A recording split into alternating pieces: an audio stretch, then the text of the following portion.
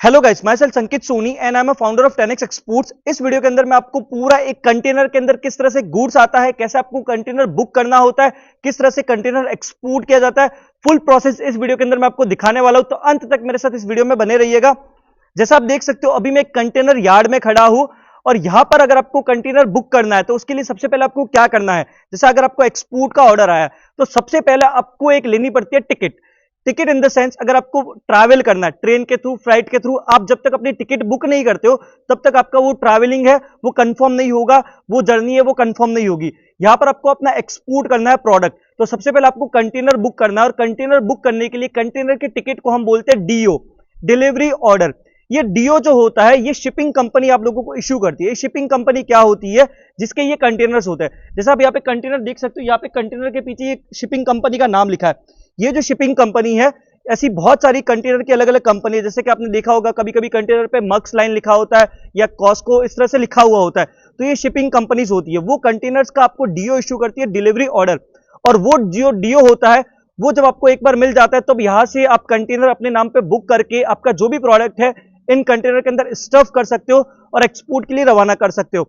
अब बात आती है कि जैसे कि आपका समझ लीजिए कि आपका पूरा कंटेनर नहीं है, आपको आधा कंटेनर करना है या 1/4 करना है, तो भी आप कर सकते हो। इसके लिए आपके पास दो ऑप्शन होते हैं कंटेनर बुकिंग में, एफसीएल एंड एलसीएल।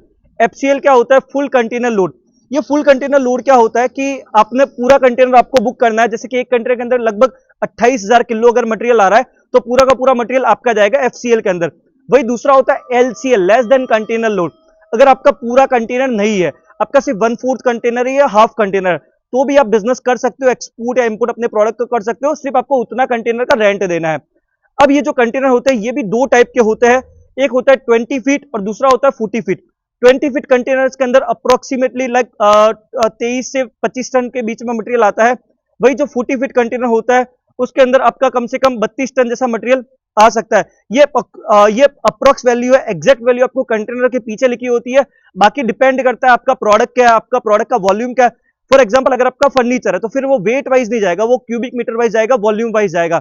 तो इस तरह से भी आप काम कर सकते हो। देन ये जो कंटेनर बुकिंग होता है, ठीक है, आपका जो प्रोडक्ट एक्सपोर्ट करना है कंटेनर के अंदर, आप दो तरीके से कंटेनर के अंदर अपना प्रोडक्ट डाल सकते हो। एक होता है फैक्ट्री स्टफिंग, दूसरा होता है dock stuffing.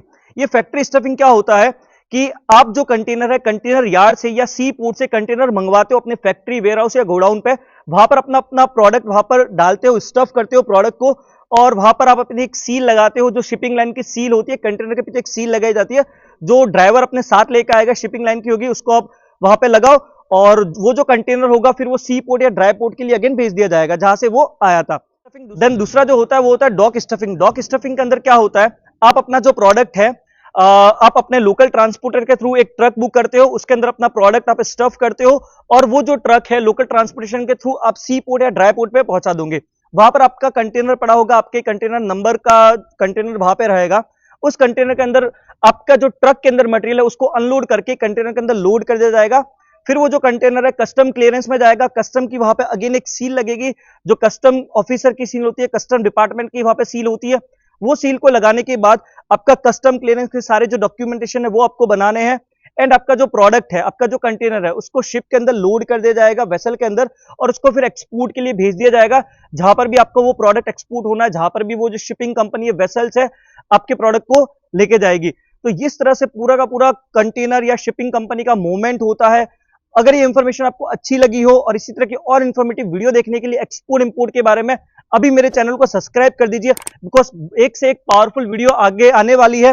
And next video कौन से टॉपिक के बारे में बनाऊं उसके लिए जरूर एक कमेंट कर दीजिएगा, आपका टॉपिक, मनपसंद टॉपिक। Thank you.